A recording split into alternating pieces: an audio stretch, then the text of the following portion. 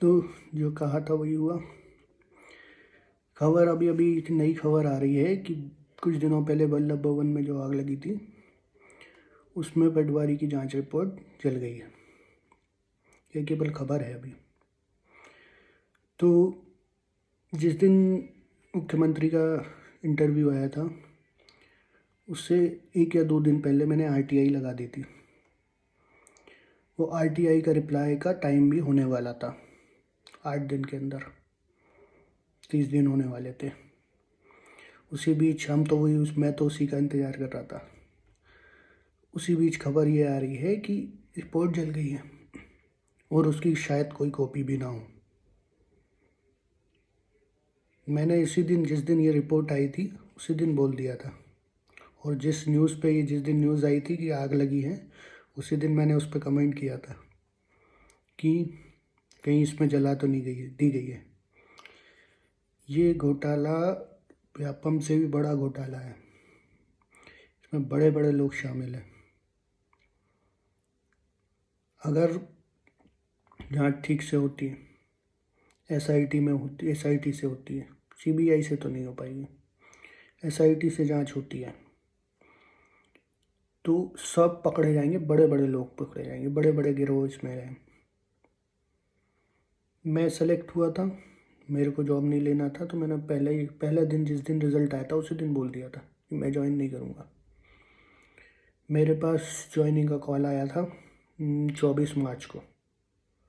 24 मार्च को मेरे को फ़ोन आया था। 24 मार्च नहीं, 24 फरवरी को। 24 फरवरी को आया था। मैं गया नहीं। फिर मेरे को 4 तारीख को फिर से फ़ोन आया था कि आप आए नहीं। फिर मेरे को जब सेकेंड काउंसलिंग की बात होने लगी तो मेरे को 11 या 12 तारीख को फिर से फ़ोन आया था कि आप एब्सेंट क्यों थे और आपको आना है 14 तारीख को वेरिफिकेशन करवाने। मैंने मना कर दिया, मैं नहीं आऊँगा, मुझे वो पोस्ट नहीं चाहिए। मेरी पटवारी में ठीक ठाक वेटिंग थी, कम थी काफ़ी। अगर पूरी सीटें भरी जाती और काउंसलिंग होती तो मेरा उसमें हो जाता, वो शायद मैं ज्वाइन करता, लेकिन उसमें कुछ नहीं हुआ है। 2000 सीटें के लगभग खाली छोड़ दी गई। पता नहीं क्यों, क्या चाहते हैं, समझ ही नहीं आता। और जिसका मेरे पास फ़ोन आया था मैंने उनसे पूछा था कि वेटिंग वाला का क्या होगा। मैं एब्सेंट था, मैंने मना कर दिया था मैं नहीं आऊँगा, तो फिर भी मुझे क्यों फ़ोन लगाया जा रहा है। तो उस पर उनका कहना था कि अभी जिनकी मेरिट है उन्हीं को मौका दिया जा रहा है बार बार। मैंने मना कर दिया कि मैं नहीं आऊँगा, मुझे चाहिए ही नहीं वो नौकरी। उसके बाद फ़ोन नहीं आया मेरे पास। मेरी कई विभाग में अभी भी वेटिंग है। किसी में 2 वेटिंग भी है, किसी में 4 है, किसी में 8 भी है। किसी से मेरे को फ़ोन नहीं आया। जहाँ पे मेरी मेरिट थी वहाँ से मेरे को आज 3 बार फ़ोन आया है। तो ये वेटिंग का लफड़ा है। ऊपर से बड़े बड़े जो अधिकारी पोस्ट पे, एडीओ पे सेलेक्ट हो गए हैं, सबको ज्वाइनिंग मिल गई है। फर्जी सर्टिफिकेट बनवा के कैसे भी करके सबने ज्वाइनिंग ले ली है। देखो ये तो बात है, जो सेलेक्ट हुए उनसे उनसे भी बोल रहा हूँ मैं, ये तो बात है। जिस दिन किसी ना किसी दिन तो ये बाहर आना है। तो जिस दिन भी बाहर आएगी, आप ही लोग थे जो बचा रहे थे इन लोगों को, इनको डिफेंड कर रहे थे नौकरी के लिए। जांच ठीक से होती है, आपकी नौकरी कोई नहीं ले सकता है। ये मैंने पहले भी बोला था। आप अगर अच्छी ईमानदारी से मेरिट लेके आए हैं तो आप केस कर दोगे, आपकी नौकरी कोई ही नहीं ले सकता है। लेकिन आपने तो उनका साथ दिया, घोटालेबाजों का।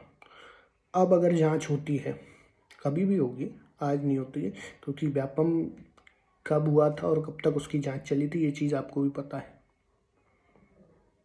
कितनी बार तक पकड़े जाते हैं। राजस्थान में क्या हो रहा था, यूपी में क्या हुआ है, सबको पता है कि एक ना एक दिन ये लोग पकड़े जाएंगे। तब तक मैं तो हूँ, मैं तो हर तरीके से कोशिश करूँगा कि सब पकड़े जाएं। तो तब अगर पकड़े जाएंगे तो तब सभी पकड़े जाएंगे, सबकी नौकरी जाएगी। और फिर जब आप पे ये दाग लगेगा, ऐसी बात नहीं ना किसी ने सपोर्ट नहीं किया, सभी ने सपोर्ट किया है। कुछ लोग हैं जिनको कोई मतलब ही नहीं है, उनको नौकरी से मतलब था तो उन्होंने कुछ नहीं किया, चुप बैठे। मैंने हमेशा इसके खिलाफ बोला है, इसलिए नहीं कि मुझे नौकरी नहीं चाहिए, नौकरी सबको चाहिए, लेकिन गलत का साथ तो नहीं दे सकता मैं। अगर ये लोग पकड़े जाते, ज़्यादा से ज़्यादा मैं बोल रहा हूँ 400-500 लोग हैं जो गलत तरीके से आए, 400-500 लोग अगर अड़ जाते तो वो 400-500 लोग सीटें खाली होती। उन 400-500 से सेलेक्टेड लोगों को कोई मतलब नहीं है, जो 7-8 हज़ार जो जेन्युइनली सेलेक्टेड है उनको उनसे कोई मतलब नहीं है। अब भी अगर कोई सेलेक्टेड ये दावा करता है कि नहीं घोटाला नहीं हुआ है, तो इंटरव्यू करो, आओ बात करते हैं, इंटरव्यू लेते हैं। भोपाल के आसपास आप कहीं भी हो, इंटरव्यू करते हैं आपका। आप जेन्युइनली सेलेक्ट हो, उसमें कोई डाउट नहीं हो सकता कि आप हो सकते हो जेन्युइनली सेलेक्टेड, बहुत है। लेकिन आप अगर ये बोल रहे हो कि कोई घोटाला नहीं हुआ है, तो वो तो दिख रहा है। अगर कोई नहीं जानबूझ के नहीं देखना चाह रहा तो वो अलग बात है। और मैंने उस दिन भी बोला था कि मुख्यमंत्री खुद सपोर्ट कर रहा है, मुख्यमंत्री बड़ी बड़ी बातें कर रहे हैं कि रुकना नहीं है, कोई कुछ नहीं कर पाएगा। एक दिन मुख्यमंत्री खुद माफ़ी मांगेंगे, एक दिन मुख्यमंत्री को मुंह छुपाने की जगह नहीं मिलेगी। घोटालेबाजों का सपोर्ट कर रहा है। आरटीआई का अब जवाब नहीं मिलता है तो देखते क्या होता है, क्या केस होता है, कुछ भी मुझे इसकी ज़्यादा जानकारी है नहीं। कई लोगों ने आरटीआई लगाई है, मैंने पहले लगा चुका था, कई लोगों ने बाद में भी लगाई है। कम से कम 1000 आरटीआई होंगी, इसी के डर से वो आग लगाई गई थी, उसमें सब जल गया है। कहीं ना कहीं से तो निकलेगी, कोर्ट केस करेंगे इस पर, कोर्ट केस होगा। वो तो आरटीआई का जवाब नहीं मिलेगा तो कोर्ट केस करेंगे कि जल कैसे गई रिपोर्ट, जिसके बेसिस पे अब इतनी बड़ी भर्ती कर दी है, जांच रिपोर्ट के बेसिस पे। वो रिपोर्ट नहीं है तो फिर किस बेसिस है, क्या बेसिस है।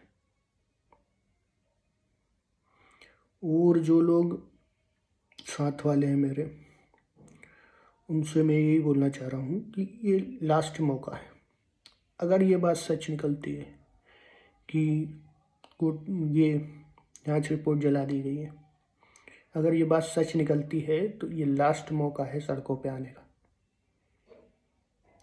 लोकसभा के चुनाव का टाइम चल रहा है,